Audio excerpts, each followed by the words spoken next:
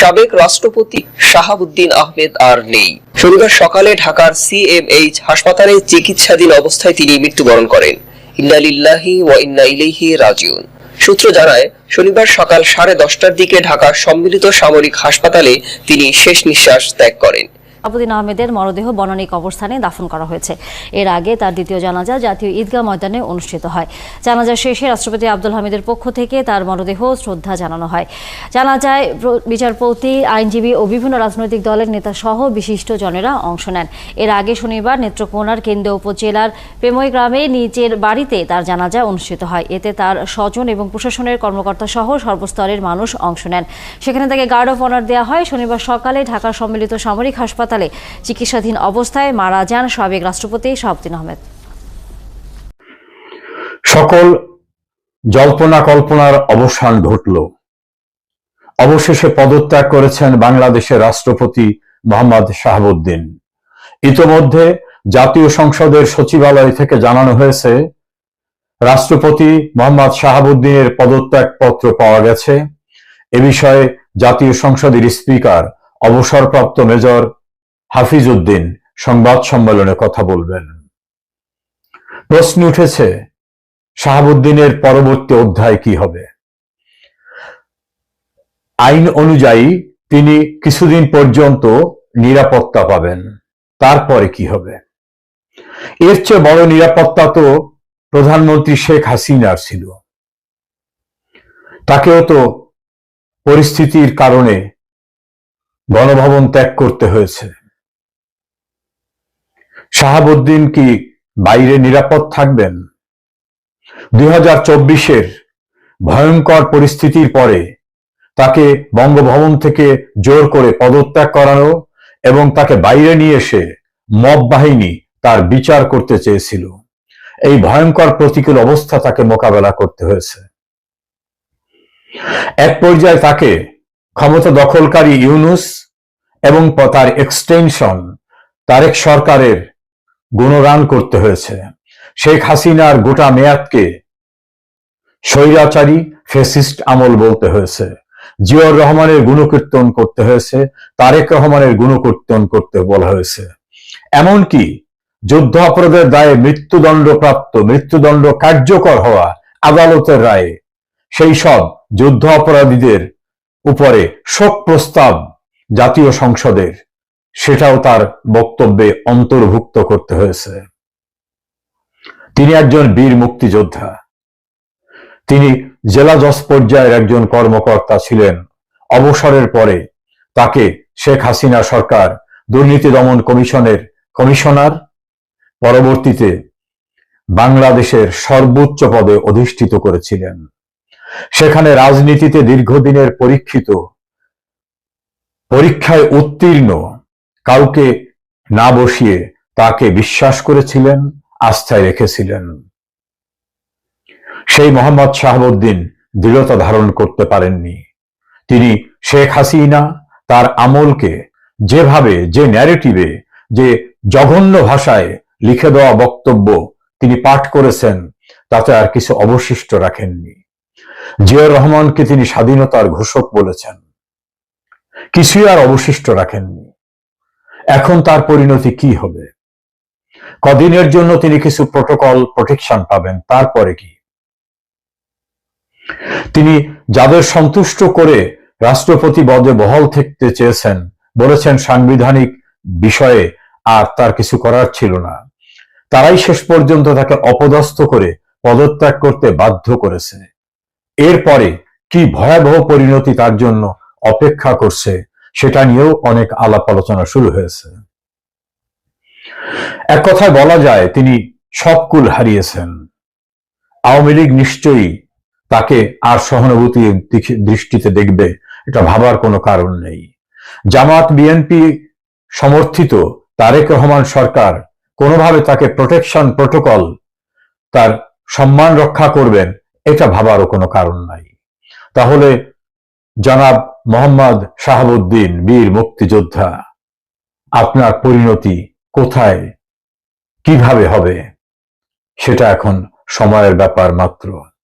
আপনি পারতেন আপনার এই পদে থেকে সাংবিধানিক দৃঢ়তার সঙ্গে দায়িত্ব পালন। আমাদের অতীত মনে করতে হয়। একটা ক্রান্তিকালে রাষ্ট্রপতি আব্দুর রহমান বিশ্বাস সেনাপ্রধানকে বরখাস্ত করেছিলেন। আপনাকে দিয়ে যে অস্থায়ী সরকার গঠন করা হয়েছিল, অন্তর্বর্তীকালীন সরকার, এটা সম্পূর্ণরূপে অসাংবিধানিক। আপনি চাইলে সেই অসাংবিধানিক সরকারকে বাতিল করতে পারতেন। একটা কথাই বলতেন, সংবিধানের জাতির কোন সরকারের বিধান নেই, আমি বাতিল করে দিলাম। তিনি আরো কিছু করতে পারতেন, তিনি সেই সাহসিকতা দেখান নাই।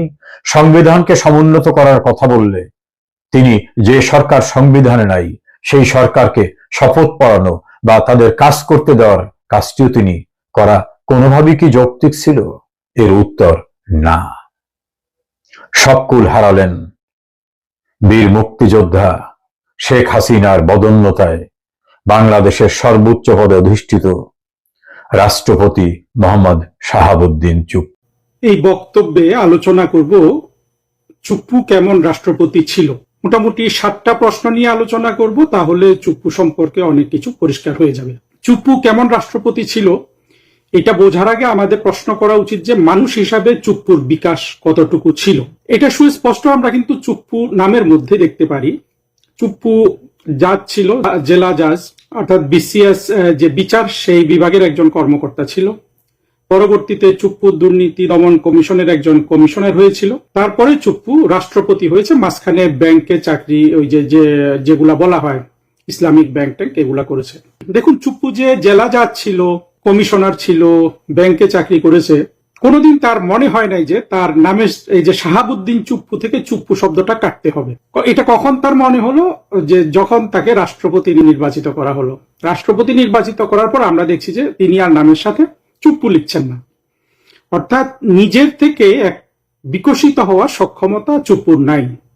পরিস্থিতি তাকে যদি বিকশিত করে, যেমন রাষ্ট্রপতি হওয়া, যেমন প্রধানমন্ত্রী শেখ হাসিনার বা আওয়ামী লীগের আনুকূল্যে, তখন তার একটা সচেতনতা হলো যে না, চুপ্পু নামটি আসলে কেউ হাসি ঠাট্টা করতে পারে এটা নিয়ে, সুতরাং এখন এটা কেটে ফেলা দরকার।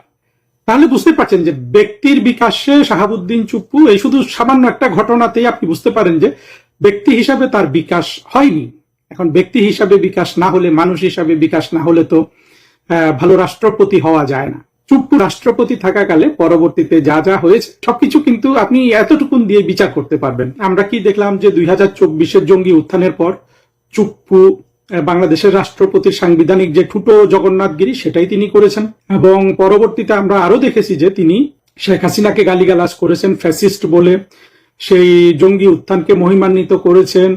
সংবিধানে যখন লেখা যে বঙ্গবন্ধু স্বাধীনতার স্থপতি ঘোষক, তখন তিনি সংবিধান লঙ্ঘন করে তারেক রহমান এবং বিএনপিকে খুশি করার জন্য তাদের লিখে দেয়া ভাষণ জিয়াউর রহমানকে স্বাধীনতার ঘোষক বলে তিনি বক্তব্য রাখলেন সংসদে, এবং আকারে ইঙ্গিতে তিনি বুঝিয়ে দিয়েছেন যে শেখ হাসিনার সাথে তার সম্পর্ক ভালো ছিল না। এবং অনেক চুপ্পুর কিছু স্নেহভাজন লোকজন আছে, তার মধ্যে একজন যেমন গোলাম মাওলা রনি, এরা সবসময় ভিডিও করে চুপ্পুর পক্ষে, চুপ্পু যে একজন বলিষ্ঠ মানুষ, অনেক শক্তিশালী মানুষ, সাহসী মানুষ, মুক্তিযোদ্ধা, হ্যাঁ, এটা তো আসলে ফুক্তিযোদ্ধা, বিএনপি তো ফুক্তিযোদ্ধা পছন্দ করে শব্দটা, কোনো এক জায়গায় বলেছিলাম, সেগুলা প্রচার করেছে। কিন্তু যে কোনো বিচারে আমরা যদি দেখি, আমরা যদি দেখবো যে চুপ্পু অতি দুর্বল মনের একজন মানুষ, ভীরু কাপুরুষ।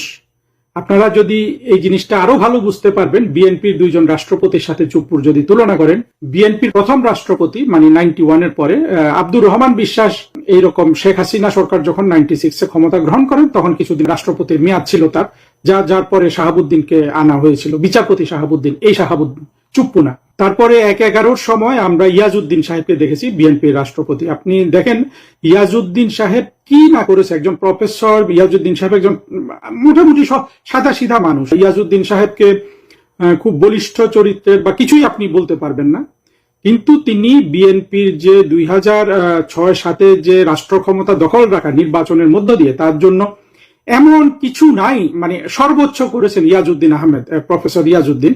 যখন বলা হলো যে KM হাসানকে রাষ্ট্রপতি আর হচ্ছে, এই তত্ত্বাবধায়ক সরকারের আর প্রধান হবে না KM হাসান, তখন কিন্তু ইয়াজউদ্দিন এই চিফ অ্যাডভাইজার হয়ে গেলেন। এগুলো ছিল তার ভীষণ স্যাক্রিফাইস। তিনি তখন বয়স্ক অসুস্থ মানুষ, এরপরে তিনি আর বেশি দিন বাঁচেননি। ওই বয়সে ওই অসুস্থতা নিয়ে ইয়াজউদ্দিন বিএনপির জন্য যেটা করেছেন, আজকে এই চুপ্পুর যেই অসুস্থতার কথা বলা হচ্ছে, এটা আসলে কোনো অসুস্থতাই না যদি আমরা ইয়াজউদ্দিন সাহেবের অসুস্থতার সাথে তুলনা করি। এবং ইয়াজউদ্দিন সাহেব এবং আব্দুর রহমান বিশ্বাস সাহেবকে দিয়ে আওয়ামী লীগ তাদের পক্ষে কোনো কথাই কিন্তু বলাতে পারেনি। এখন অবশ্য অনেকে বলবেন যে চুপ্পু এরকম ভ্যাগ ধরে পড়ে আছে আওয়ামী লীগের উপকার করার জন্য, এগুলো আসলে যুক্তিহীন কথাবার্তা, এগুলোর কোনো ভিত্তি নাই। আমরা যেটা দেখি সেটা হলো যে চুপ্পু তার পথটা ধরে রাখার জন্য বিএনপির সাথে যে কোনো ধরনের সন্ধি, বিএনপিকে যে কোনো ধরনের তোষামোদে সে প্রস্তুত ছিল। এই অবস্থায় চুপ্পুর বিদায় হয়েছে। রাষ্ট্রপতি হিসাবে চুপ্পু যে বলা হচ্ছে যে সে অনেক ঐতিহাসিক ভূমিকা রেখেছে, মানে হলো সে ঢাকাতে দেশে অনেক কিছু হয় নাই, ইউনুস নিয়ন্ত্রণে ছিল, তারপরে দেশে সাংবিধানিক ধারাবাহিকতা রক্ষা হয়েছে, এ নিয়ে দেখেন একদল জামাত শিবিরের কর্মী, এমনকি কিছু গুপ্ত শিবির যেগুলোকে এখন আওয়ামী লীগ অনেকটা তাদের শিক্ষাগুরু হিসাবে মেনে নিয়েছে, এরাও কথা বলছে।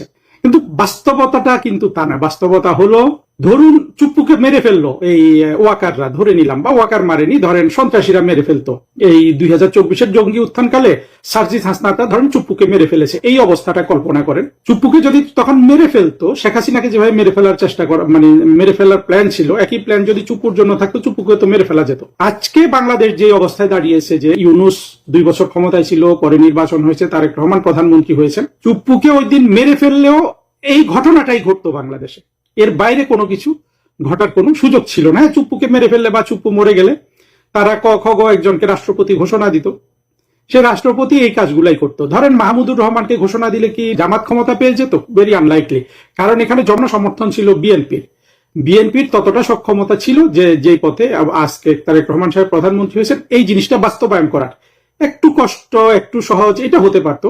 কিন্তু ইউনুস যদি রাষ্ট্রপতি হয়ে যেত, তাহলেও তারেক রহমানের প্রধানমন্ত্রী হতে আসলে এটা তাকে ঠেকানোর কোনো সুযোগ ছিল না। এখন ইউনুস দীর্ঘমেয়াদে রাষ্ট্রপতি থেকে গেলে তারেক রহমানের জন্য চুপ্পুচ্ছে বেশি হুমকির কারণ থাকতে পারতো। এই একটা জায়গা আছে, বিধায় কিন্তু চুপ্পুকে সবসময় বিএনপি কিন্তু আপনার সমর্থন দিয়ে গেছে, চুপ্পুকে সমর্থন দিয়ে গেছে বিএনপি তার সুবিধার্থে। কিন্তু চুপ্পু ওই পদে থেকে আওয়ামী লীগের এখানে 2 পয়সার লাভ যেমন ছিল না, আসলে চুপ্পু না থাকলেও আওয়ামী লীগের 2 পয়সা অতিরিক্ত ক্ষতি হতো না, যেটা হয়ে গেছে।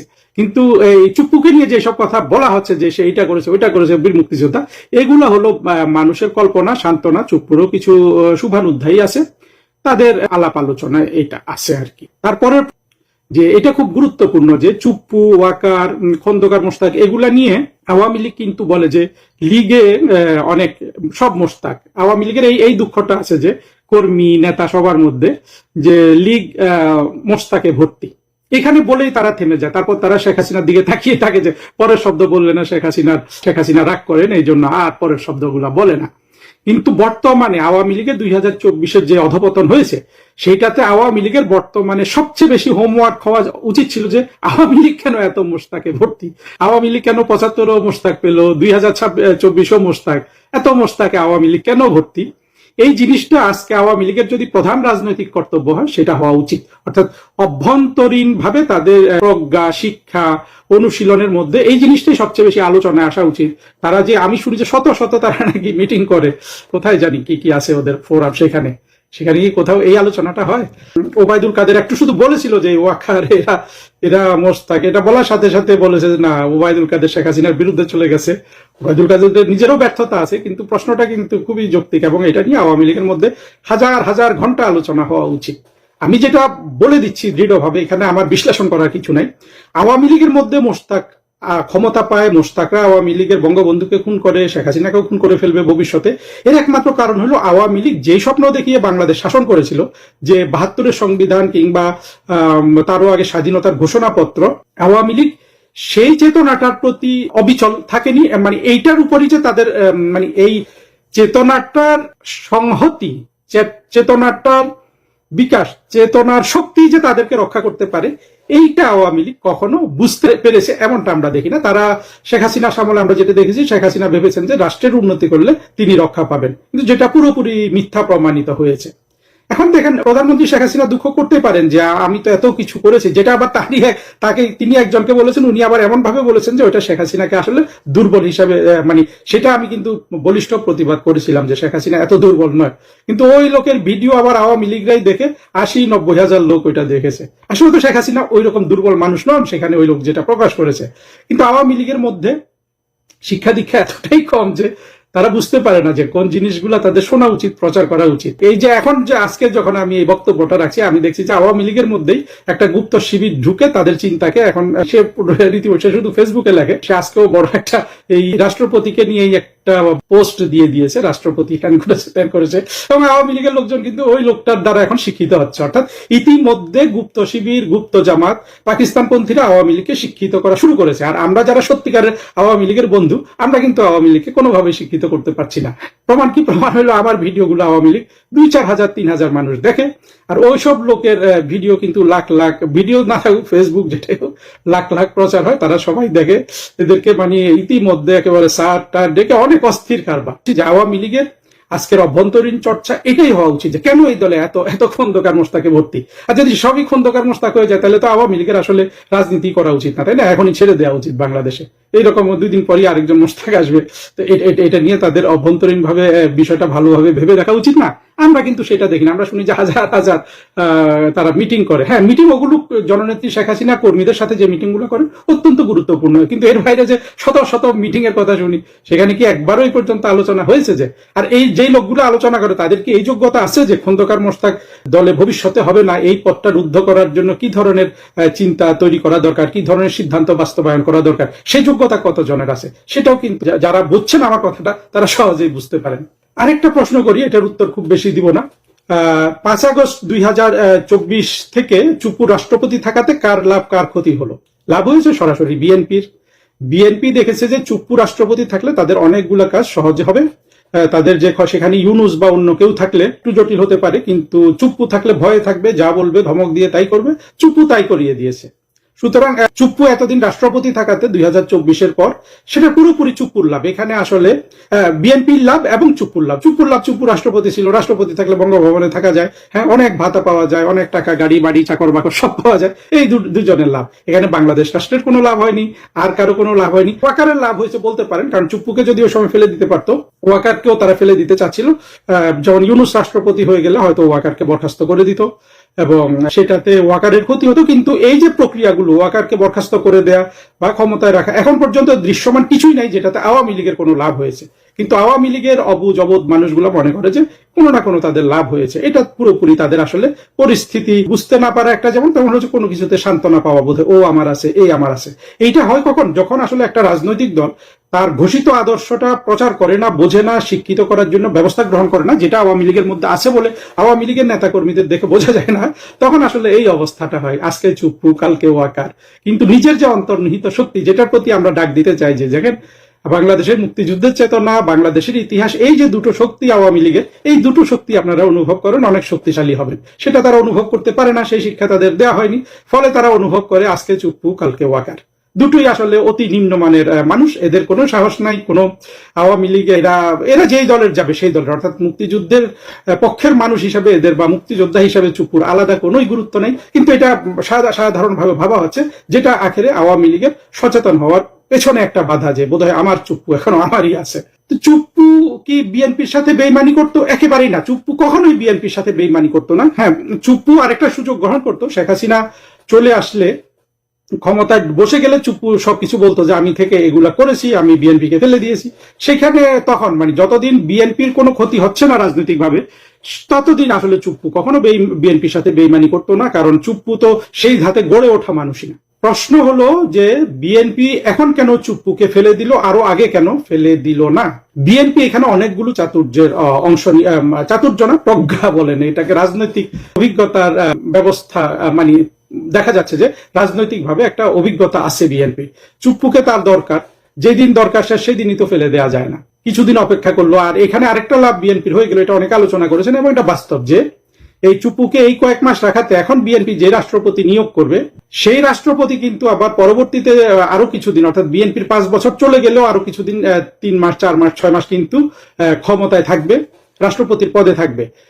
সেরকম একটা সময় বিএনপি তো এখন আমরাও জানি না বিএনপি কি ধরনের ইলেকশনের ব্যবস্থা করবে ভবিষ্যতে। ওই রকম অবস্থায় নিজের নিজস্ব বিশ্বস্ত লোক থাকলে যে অনেক উপকার হয়, এটা বিএনপি দেখেছে আব্দুর রহমান বিশ্বাসকে দিয়ে। কারণ আব্দুর রহমান বিশ্বাস ওই যে নাসিম সেনা প্রধান নাসিমের কুঠে গিয়ে দিয়েছিল খুব সে একেবারে সাফল্যের সাথে।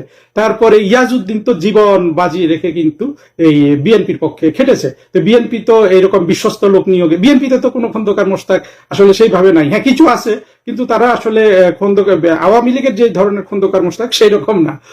যেমন সেইভাবে বললে তো এই যে এখন যে হাফিজউদ্দিন স্পিকার, সেও কিন্তু বিএনপির খন্দকার মোশতাক। এরা কিন্তু বিএনপি ছেড়ে বের হয়ে গিয়েছিল ওই 1/11 চলাকালীন। সেই আলোচনা আমি যাচ্ছি না, এখানে আওয়ামী লীগ এবং চুপ্পু কেন্দ্রিক। চুপ্পুকে ফেলে না দিয়ে বিএনপি এখন যে লাভটা পেল, যে আসবে সে বিএনপির 5 বছর শেষ হয়ে গেল, আর 5-6 মাস ক্ষমতায় থাকবে।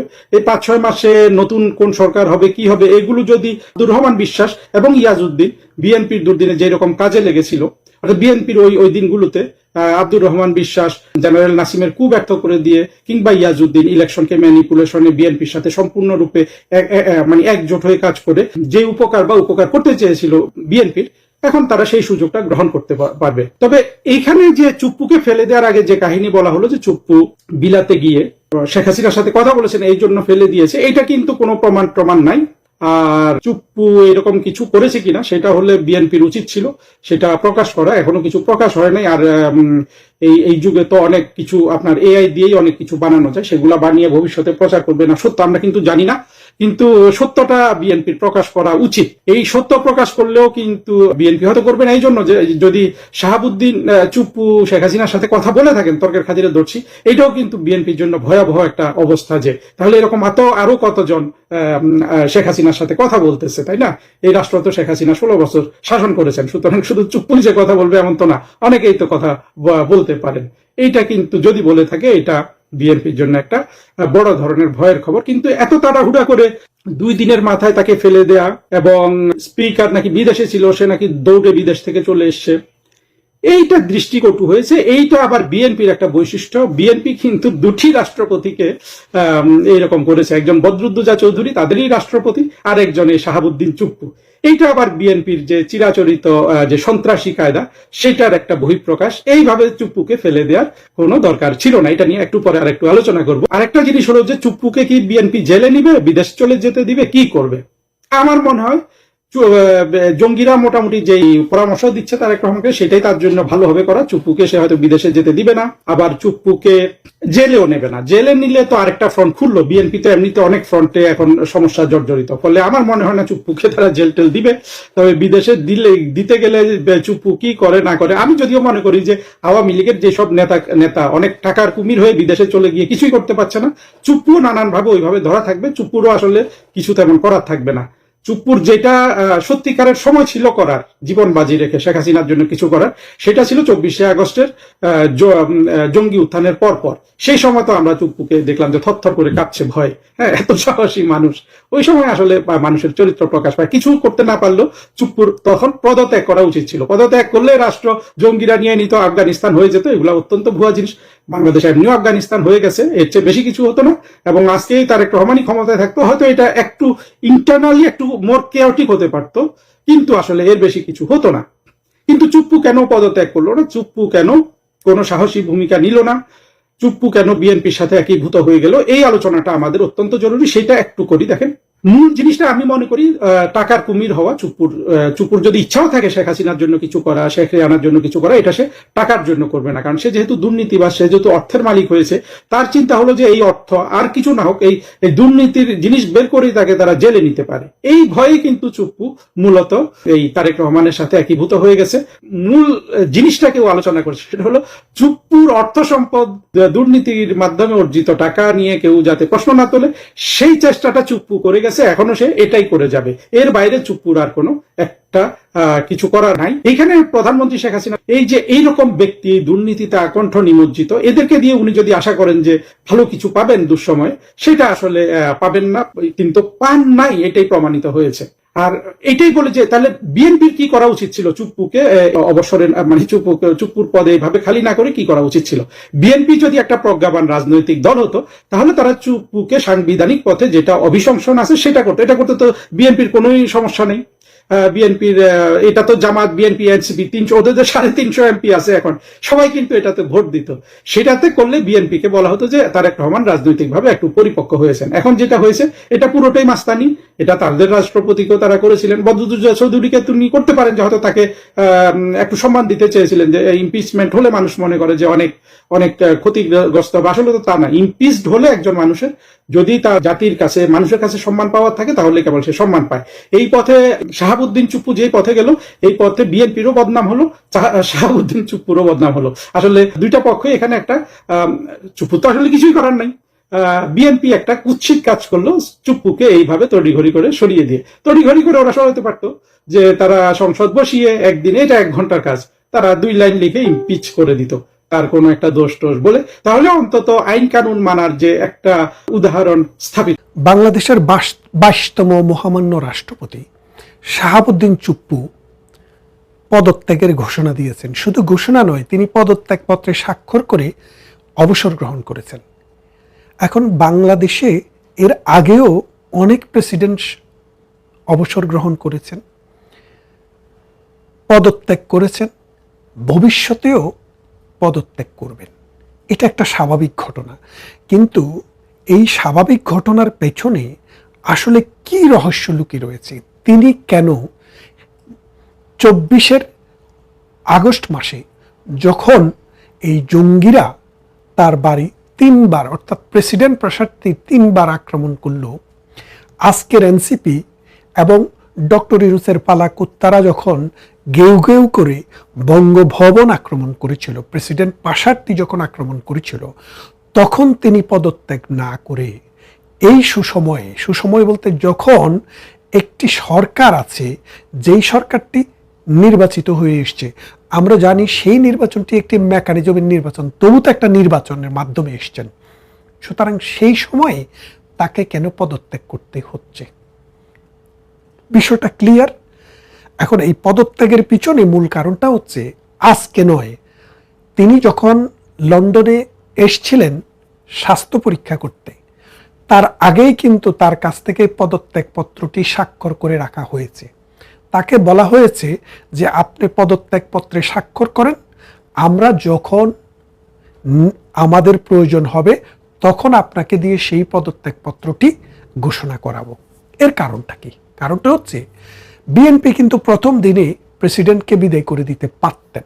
তাদের সেই সংখ্যাগরিষ্ঠতা আছে, সেই ক্ষমতা আছে। আর বাংলাদেশে সংখ্যাগরিষ্ঠতা থাকলে কোনো কারণ লাগে না।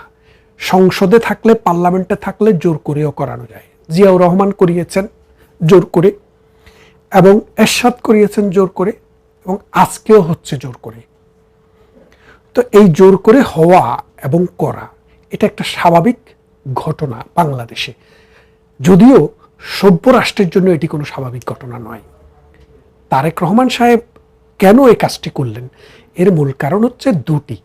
প্রথমে তিনি তার পদত্যাগপত্রটি নিয়ে রেখেছেন যে তিনি আসলে নির্ধারিত কোনো ব্যক্তিকে এই পদে দিবেন সেটা ঠিক করতে পারছিলেন না। এক, কারণ বড় বড় নেতারা রয়েছে, আবার দলের বাইরে থেকেও প্রেশার আছে, আমেরিকার প্রেশার আছে, জামাতের প্রেশার আছে। এত প্রেশার তারেক রহমান সাহেব নিতে পারছিলেন না, যার জন্য তিনি ডিসাইডেড ছিলেন না। এক। দ্বিতীয়ত, প্রধানমন্ত্রী শেখ হাসিনা যখন ঘোষণা দিলেন তিনি ডিসেম্বরের মধ্যে এসছেন, বাংলাদেশে আসবেন, তখন তারেক রহমান দেখলেন যে যদি পার্লামেন্ট না থাকে, সরকার না থাকে, কোনো কিছু হয়ও, তারপরেও কিন্তু রাষ্ট্র কিন্তু তার স্বাভাবিক অবস্থায়, ফাংশনিং অবস্থায় থাকতে গেলে এই রাষ্ট্রপতি প্রতিষ্ঠানটি থাকবে। কারণ রাষ্ট্রপতিকে উৎখাত করা, রাষ্ট্রপতিকে বহিষ্কার করা বা রাষ্ট্রপতিকে তার পদ থেকে বিদায় করে দেওয়ার ক্ষমতা একমাত্র শক্তিশালী পার্লামেন্টারি পার্টি ছাড়া আর কারো নেই। যেমন দেখলেন না, ওই যে 24 জঙ্গি, জুলাই জঙ্গিরা, এই ডক্টর ইউনূস সহ, আমেরিকা সহ বহু চেষ্টা করেও তাকে নামাতে পারেনি। তখন এই তারেক রহমান সাহেব বুঝলেন যে শেখ হাসিনা যদি আসে, আওয়ামী লীগের কর্মীরা যদি মাঠে নামে, তিনি যদি বলেন যে প্রধানমন্ত্রী শেখ হাসিনার স্বাক্ষর করা কোনো পদত্যাগপত্র আমার কাছে নেই, তাহলে ইউনূসও অবৈধ হয়ে যায়, নির্বাচনও অবৈধ হয়ে যায় এবং সংসদও অবৈধ হয়ে যায়। সেই জন্য তারেক রহমান সাপ মেরে লাঠি ভাঙতে চান না, সাপ মারবেন কিন্তু লাঠি ভাঙবেন না। সেই জন্য তিনি চেষ্টা করলেন যে আওয়ামী লীগের নির্বাচিত প্রেসিডেন্টকে বাদ দিয়ে আমি আমার মনোনীত একজন পুতুল প্রেসিডেন্টকে ক্ষমতায় বসাবো। তো পুতুল প্রধানমন্ত্রী তো ইয়াজউদ্দিনকেও তিনি বসিয়েছিলেন। ইয়াজউদ্দিন কিন্তু তার দলকে তাকে বাঁচাতে পারেনি। আর্মিদের আঘাতে তার কোমর পর্যন্ত ভেঙে দেওয়া হয়েছিল বলে আমরা শুনেছি। তখন কিন্তু ইয়াজউদ্দিনে প্রেসিডেন্ট ছিলেন। মানুষ ইতিহাস থেকে শেখে না। আপনারা খেয়াল করে দেখেন, প্রধানমন্ত্রী শেখ হাসিনা দলের বাইরে থেকে শাহাবুদ্দিন চুপ্পুকে এনে ক্ষমতায় বসিয়েছিলেন, যেখানে দলে হয়তো অনেক ত্যাগী আশা করে এরকম লোকও ছিল যাদেরকে বসানো যেত, তিনি সেটা করেননি। কিন্তু আলটিমেটলি তাকেও কিন্তু এই প্রেসিডেন্ট কোনোভাবেই রক্ষা করতে পারেনি। তার মানে আপনি যদি একটা সিস্টেমকে শ্রদ্ধা করেন সেটাতে কোনো ক্ষতি নেই। আপনারা জানেন যে ইন্ডিয়াতে প্রণব মুখার্জি যখন প্রেসিডেন্ট তখন কংগ্রেস সরকার তাকে নির্বাচিত করেছিল, এবং কংগ্রেস সরকার ক্ষমতার থেকে চলে যাওয়ার পর বিজেপি ক্ষমতায় আসলেও প্রায় 2 বছরের মতো সময় ধরে বিজেপি কিন্তু এই মনমোহন সরকারের পরবর্তীতে যে সরকারটা আসলো, মোদির গভর্নমেন্ট কিন্তু এই প্রণব মুখার্জিকে প্রেসিডেন্ট প্রাসাদ থেকে বাইর করে দেননি। কেননা তারা জানেন তাদের দেশে গণতন্ত্র কাজ করে, প্রতিষ্ঠানের প্রতি তাদের শ্রদ্ধা রয়েছে, এবং প্রতিষ্ঠানকে টিকিয়ে রাখা নিজের প্রয়োজনে, দলের প্রয়োজনে এবং রাষ্ট্রের প্রয়োজনে দরকার। বিএনপির ইতিহাস যদি দেখেন, ইয়াজউদ্দিনকে কি ন্যাক্কারজনকভাবে, ইয়াজউদ্দিন নয়, বদরুদ্দোজা চৌধুরী, দলের প্রতিষ্ঠাতা সাধারণ সম্পাদক বদরুদ্দোজা চৌধুরীকে এক নিমেষে অপমান করে বঙ্গভবন থেকে, প্রাসাদ থেকে বের করে দেওয়া হয়েছিল। কিন্তু আওয়ামী লীগ কাউকে এই অপমানজনকভাবে বঙ্গভবন থেকে কখনো বাইর করে দেননি। তাই এই জন্য বলছি যে বাংলাদেশে তারেক রহমান বুঝতে পেরেছেন যে তার দলের ভবিষ্যতে সামনের দিকে খুব খারাপ দিন এসছে, তাই প্রাসাদে একজন তার বিশ্বস্ত লোক বসাতে চাচ্ছেন। কিন্তু এই বিশ্বস্ত লোক তাকে রক্ষা করতে পারবে কিনা সেটার কোনো নিশ্চয়তা নেই।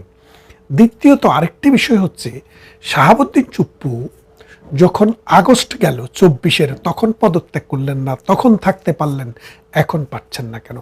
তখন তাকে আর্মিরা রক্ষা করেছে, অর্থাৎ আর্মিদের একটা আপার হ্যান্ড ছিল, যার কারণে আর্মিরা মনে করেছে যদি প্রেসিডেন্ট না থাকে তাহলে আর্মিরও চেইন অফ কমান্ড আর থাকে না। সেই জন্য ততদিন পর্যন্ত প্রয়োজন ছিল বলেই শাহাবুদ্দিন চুপ্পু ছিলেন। কিন্তু এখন আর সেই প্রয়োজন নেই, সেই জন্য এখন আর শাহাবুদ্দিন চুপ্পুকে থাকতে হচ্ছে না। আপনারা জানেন, আজকে দেখেছেন মঞ্চস্থ হয়েছে, কিন্তু সিদ্ধান্ত কিন্তু আজকে, কালকে বা গতকাল নয়, অনেক আগ থেকে এটা নেওয়া হয়েছে। আর নেওয়াটা অস্বাভাবিক কিছু না, কারণ একটা দল যখন ক্ষমতায় আসে তার আদর্শ উদ্দেশ্য মোতাবেক তিনি কিন্তু চাইলে একজনকে নির্বাচন করতে যেহেতু পারেন, তারা সেটা করবেন। তবে দোয়া করেন বাংলাদেশে যেন কোনো রাজাকার প্রেসিডেন্ট যেন না বসে, কারণ বিএনপির এর আগের নজির হচ্ছে আব্দুর রহমান বিশ্বাসের মতো শান্তি কমিটিকেও তারা বাংলাদেশের প্রেসিডেন্টের প্রাসাদে বসিয়েছেন। শাহ আজিজুর রহমানের মতো স্বীকৃত রাজাকার এবং স্বাধীনতা বিরোধীকেও প্রধানমন্ত্রী বানিয়েছেন।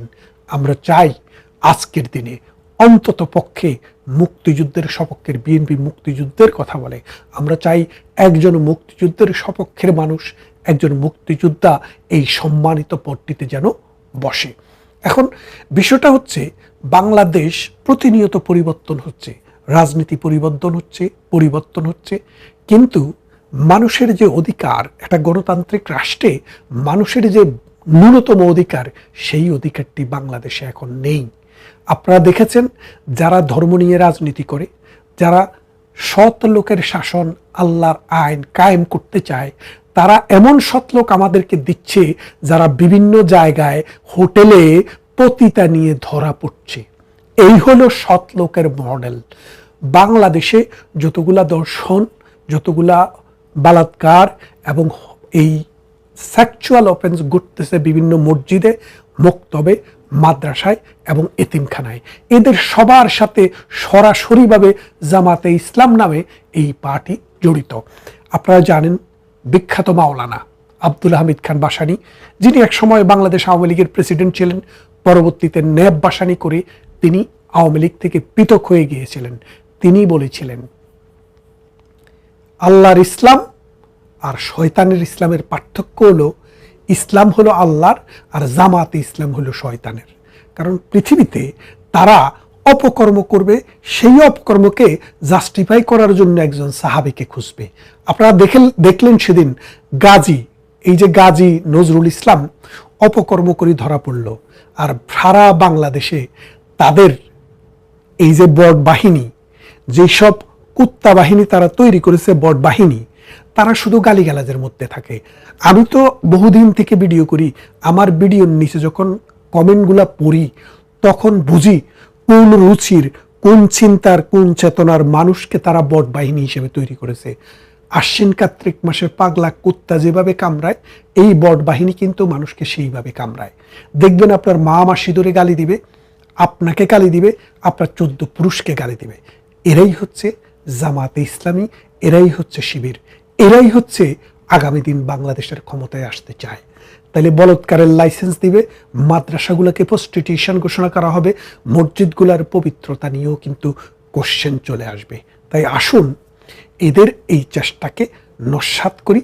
তারেক রহমান গণতন্ত্রের নাম করে যে ক্ষমতার মসনদে বসছেন, বাংলাদেশ আওয়ামী লীগকে ব্যান করার কাজ তার হাত দিয়েই হয়েছে পার্লামেন্টে, এবং বাংলাদেশের আওয়ামী লীগের অসংখ্য কর্মীকে প্রতিনিয়ত খুন গুম করা হচ্ছে, প্রতিনিয়ত আওয়ামী লীগের নেতারা জেলখানায় বারের পিছনে নিহত হচ্ছেন, শহীদ হচ্ছেন। আমরা এর তীব্র নিন্দা করি। আসুন প্রধানমন্ত্রী শেখ হাসিনার হাতকে শক্তিশালী করি।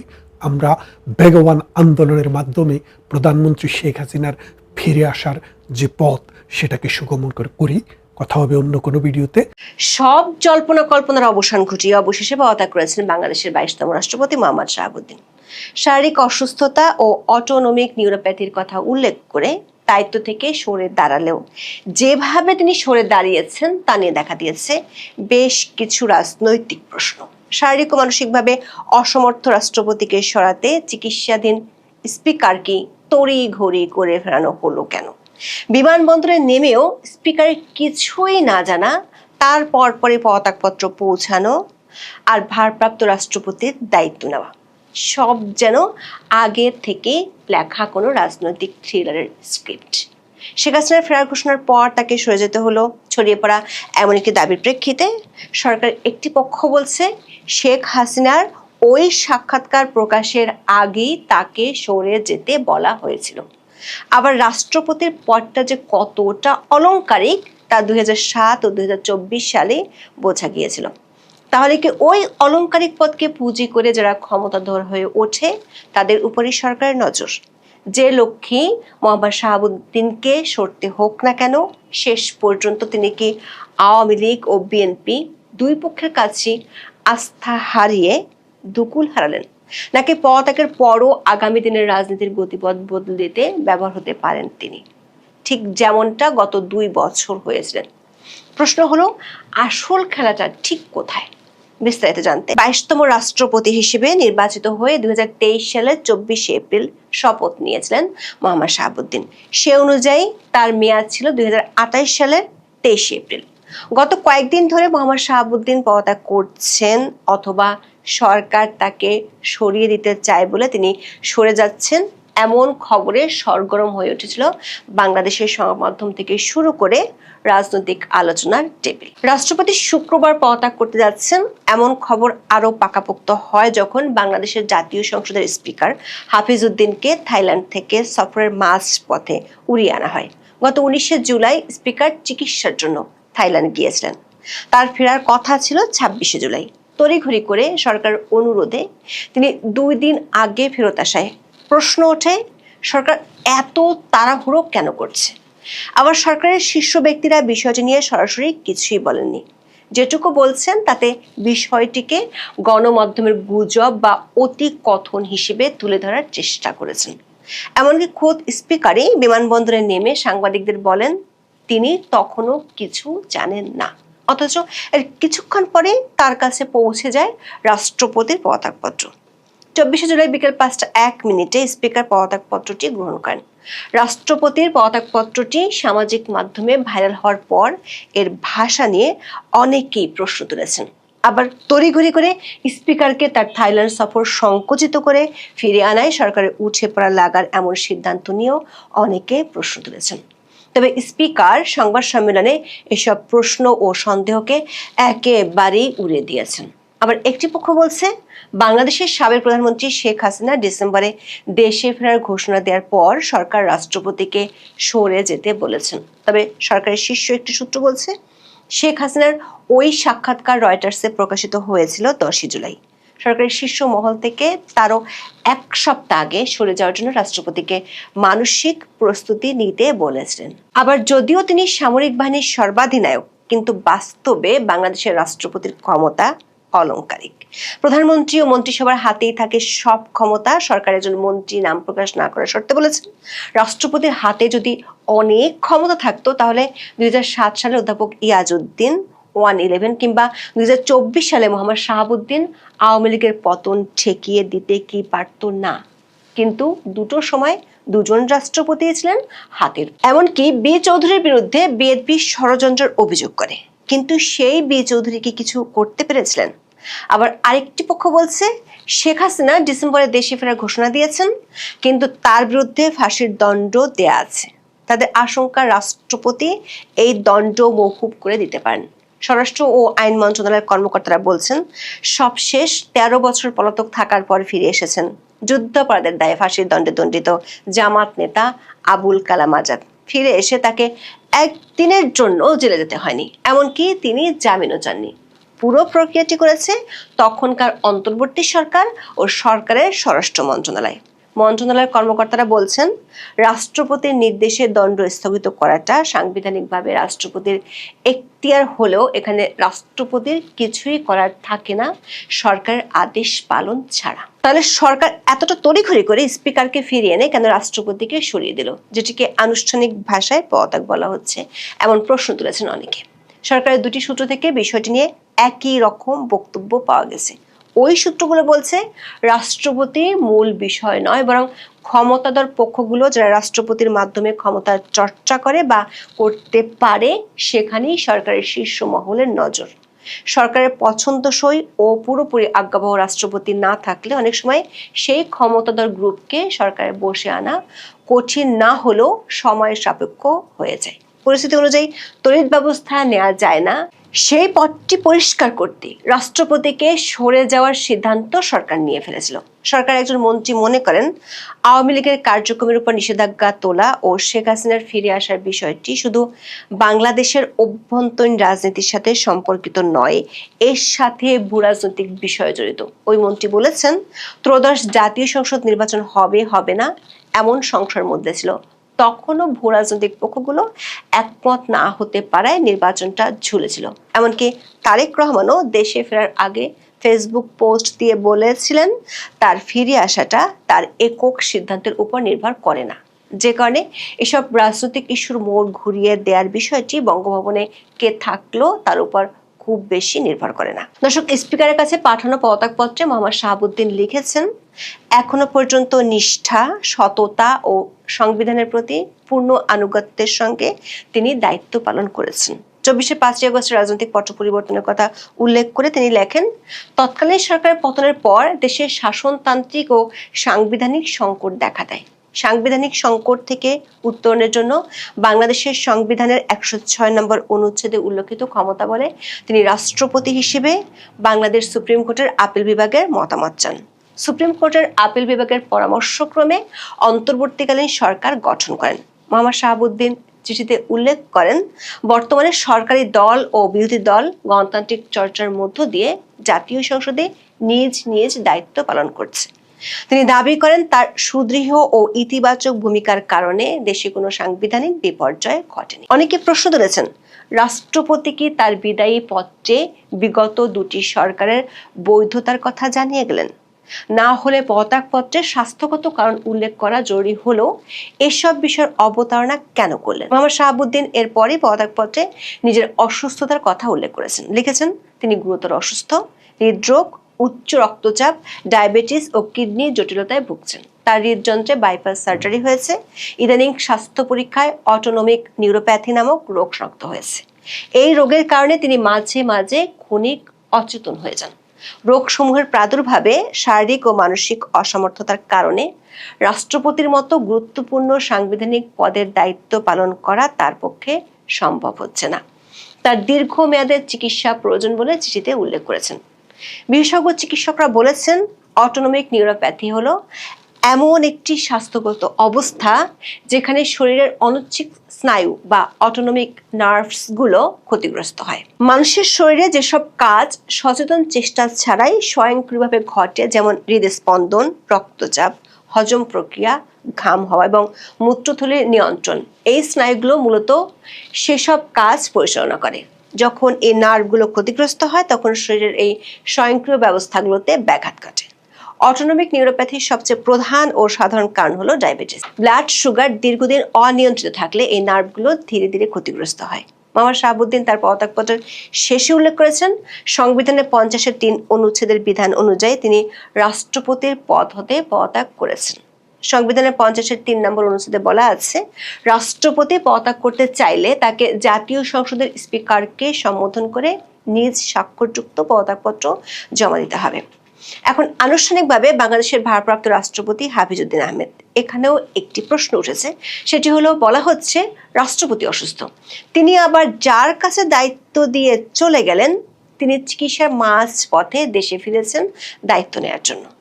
এখন সংবিধানের 54 অনুচ্ছেদ অনুযায়ী রাষ্ট্রপতির অনুপস্থিতিতে স্পিকার ভারপ্রাপ্ত রাষ্ট্রপতির দায়িত্ব পালন করবেন। নতুন রাষ্ট্রপতি নির্বাচিত না হওয়া পর্যন্ত স্পিকারের দায়িত্ব পালনে কোনো বাধা নেই, অর্থাৎ নতুন রাষ্ট্রপতির দায়িত্ব নেওয়ার আগ পর্যন্ত তিনি রাষ্ট্রপতির দায়িত্বে থাকবেন।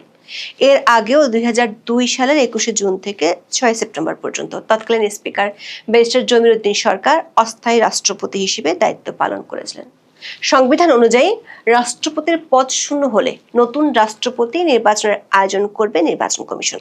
যেহেতু এখন সংসদ বহাল আছে, তাই সংবিধানের 123-2 অনুচ্ছেদ অনুযায়ী আগামী 90 দিনের মধ্যে নতুন রাষ্ট্রপতি নির্বাচন করতে হবে।